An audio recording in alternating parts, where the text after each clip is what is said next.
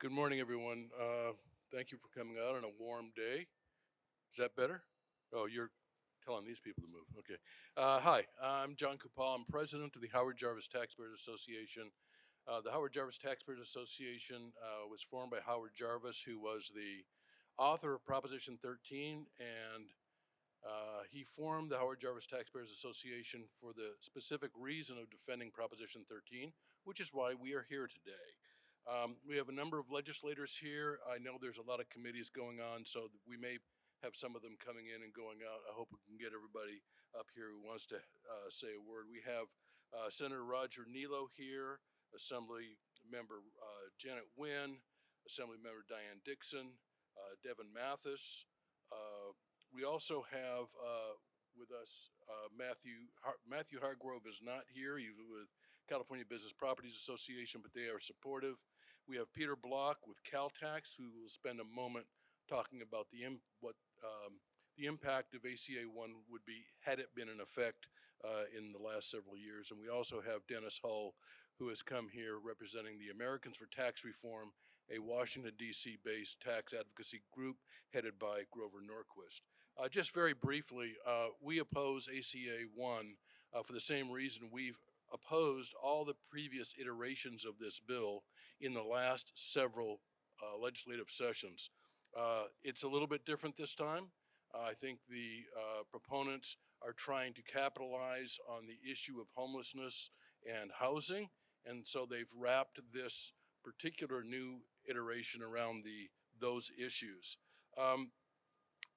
It is a direct attack on Proposition 13, and just by way of background, let's remember that California has some of the highest tax burdens in America, highest income tax rate in America, 13.3%, highest state sales tax rate in America, highest gas tax in America, and even with Proposition 13, California ranks 14th out of 50 states in per capita property tax collections. We are not a low property tax state. The impact of this tax burden has resulted in people moving out of this state, people and businesses, in numbers we've never seen before. I would simply note that in this past year, both the state of Iowa and Arizona are on their way to reduce their income tax rates to zero, joining states like Florida and Texas and 6 other states that impose no income tax. That has resulted in significant outmigration out of the state of California. What does ACA 1 do? Well, this is how it damages Proposition 13. It reduces the vote threshold for special taxes from the current two-thirds to only 55%.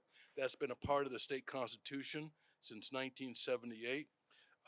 Voters have repeatedly ratified and confirmed their support for the two-thirds vote, not only with the passage of Prop 13, but the passage of Prop 218, the Right to Vote on Taxes Act in 1996, and the passage of Proposition 26, which was to deal with the issue of taxes and fees, also ratifying the notion, the importance of the two-thirds vote. ACA 1 does something else that people have ignored, and that is it reduces the two-thirds vote requirement for local bonds to 55%. That two-thirds vote requirement for local bonds repaid only by property owners has been in the state constitution since 1849. The California Constitution has always had that requirement, and this is a dramatic, radical departure from that. The two-thirds vote for local bonds is important because not all voters own property, and so this is of significant concern to us. They claim this is going to be used for infrastructure. I guess one of the points we'd like to make is if infrastructure is so important, why did they not direct the $300 billion in surplus that they said we had last year before that disappeared into a $32 billion shortfall? It's clear that they're looking simply for additional revenue. Make no mistake, ACA 1 is a tax increase. It's an engine to raise taxes over and over again. And quite frankly, it will be used to supplant and free up money that can be used for pensions and other ongoing programs. Also, in kind of a perverse twist, they claim it is for housing. But recall what was going on in the mid-70s with people being taxed out of their homes, which led to the passage of Proposition 13. That was people being driven out of their homes by high taxation, and ACA 1 would simply return us to those days of the mid-70s when people were being taxed out of their homes. Final point, lowering the 2/3 vote for parcel taxes, a special tax, can be used and has been used as a de facto split roll, which is why the business community is in opposition to ACA 1. With that, I will turn it over to Senate Minority Leader Brian Jones. Thank you, John. I appreciate that. It's great to be here this morning with my Senate and Assembly colleagues. And as John's pointed out, Californians pay some of the highest taxes in the nation. In addition to already paying some of the highest taxes in the nation, just this year alone, the Sacramento Democrats have proposed $200 billion in new taxes. Just this year, $200 billion in new taxes. ACA 1 aims to make the burden of taxes in California even higher. This measure wrongly chips away at the critical taxpayer protections by making it easier for greedy special interests and politicians to raise taxes at the local level. Part of our fight to fix California is taking a strong stance against measures such as this that continue to set the state backwards.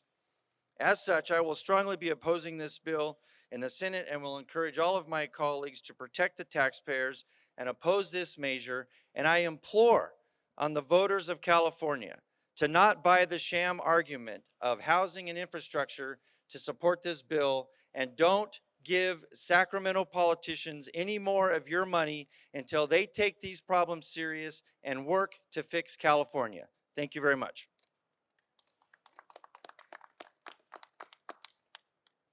Next up is Assemblywoman Diane Dixon. Thank you, John. We are all standing here as the bulwark against more taxes, thanks to the Howard Jarvis Taxpayers Association and Caltax for releasing that news this morning about the tsunami of opportunities by the Democrat supermajority to increase our taxes every which way they look. ACA 1 will impact small business and middle-class Californians by far. They're the target who suffer the most, and that's why many of them are leaving California to do business in low-cost, low-tax, or no-tax states. This amendment is a direct attack, as we've been saying, on Prop 13 as a means of circumventing without actually repealing it. They've tried, as John said, 5 different times. They're back at it again. Every which way, they're trying to carve up Proposition 13, which has been the greatest economic boon to California since 1978.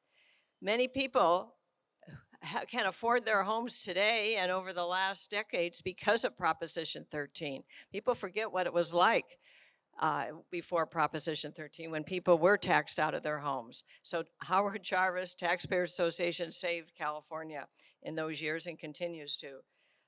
It will, this effects of ACA 1, it sounds good, but will further chip away at the property tax protections that our state has enshrined since 1978. The Orange County Register Editorial Board published an editorial last month on July 16th, suggesting that ACA would, quote, make it easier for local governments to take more of your money. Plain and simple, if they could do it with a simple majority vote, that's where your money is going to go. I urge my colleagues to vote no on this measure, as I certainly will. By reducing the Proposition 13 mandates a 2/3 vote requirement for all special taxes, but ACA would wipe out that protection for nearly all local taxes because of the infrastructure, which is really, it could be broadly defined, and it's not clear in the measure. Homeowners, this is an important point, homeowners will not be the only ones. It's not just residential property.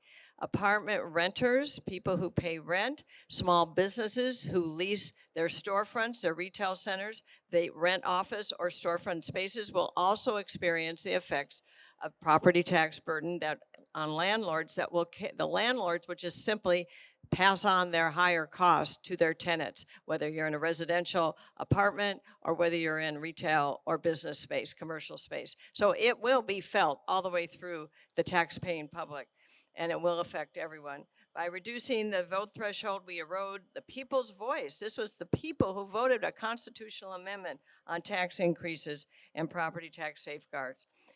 And if approved, it will come before the voters in 2024. as will a lot of bond measures on that ballot. So it's becoming quite concerning, all of these measures to make it easier to tax people. So I urge my colleagues to vote no. I certainly will.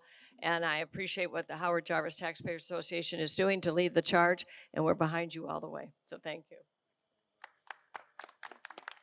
Right. Republican Senate Caucus Leader Janet Nguyen. Thank you, John.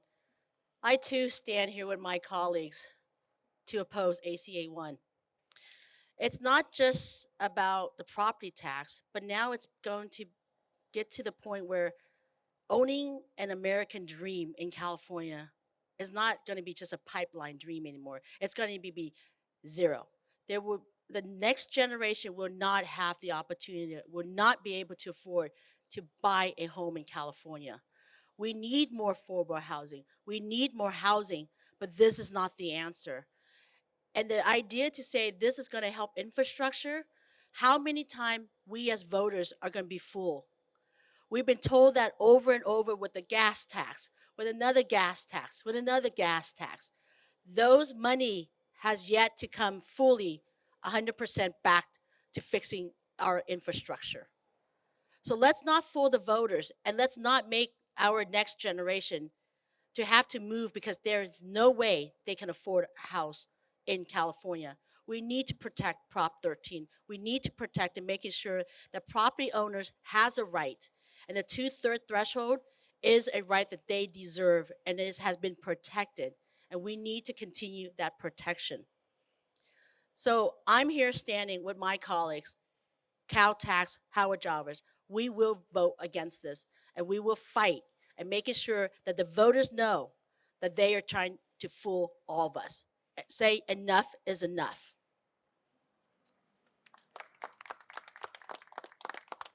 Thank you, Janet. Senate Vice Chair of Senate Budget, Roger Nilo. Thanks, John. Welcome. Welcome to the ongoing, ever-going, perpetual attempt to lower the threshold to pass taxes in California. We could call this the never-ending story.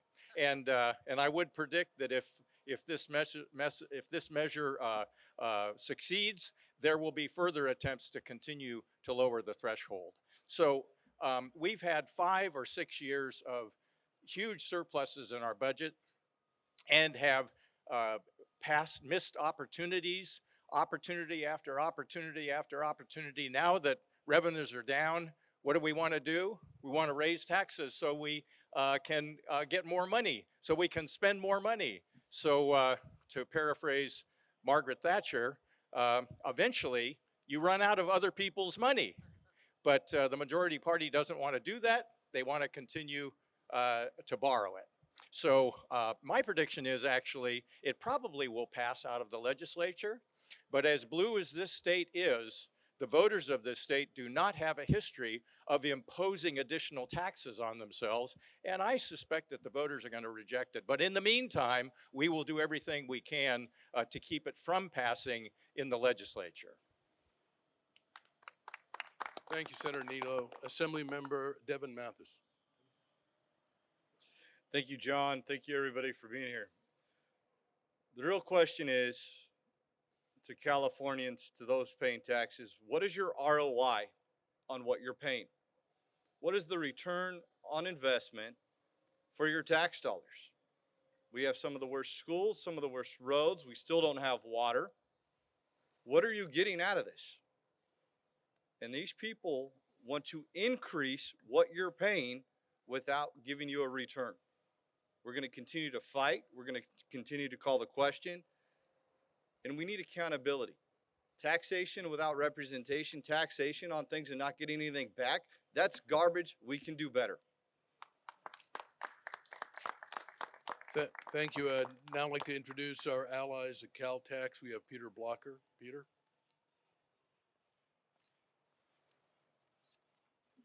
Thank you, John. California Taxpayers Association is leading a coalition of taxpayers and other associations in trying to defeat this measure. While the proponents aim to make housing more affordable ACA 1 would do the opposite. The two taxes this measure intends to make higher for Californians, sales taxes and property taxes, make building and owning homes less affordable. Higher sales taxes are imposed on building materials and increase the cost of home construction, while property taxes increase the burden of home ownership, making housing less affordable for both homeowners and renters. Proponents of ACA 1 will tell you that the measure is necessary because it is too difficult to pass tax increases in California. When compared to the sales tax rates in the rest of the country, this does not appear to be the case. California's sales tax rates are among the highest in the nation. In LA County, most residents pay a sales tax rate of over 10%. And ACA 1 would make it easier for tax rates like these to go up statewide.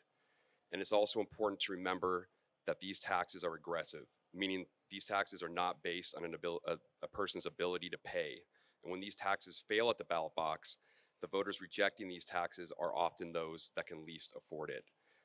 Caltax's research arm, the California Tax Foundation, released a report today, our tax and fee report, citing that if ACA 1 were to pass, it would cost roughly $255 million each election in new and higher taxes for Californians.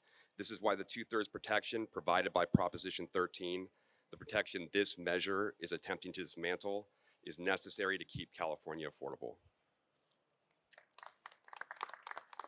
Thank you, Peter. I think we're ready to take some questions, but I do want to thank Caltax for their leadership on this. And I think combined with all the local taxpayer groups, and I think Roger's absolutely right. I think if this does appear on the ballot, I think voters are very disinclined to support higher taxes at this point. So at this point, be welcome to take any questions. I think most of us will be sticking around if you have some questions for us individually.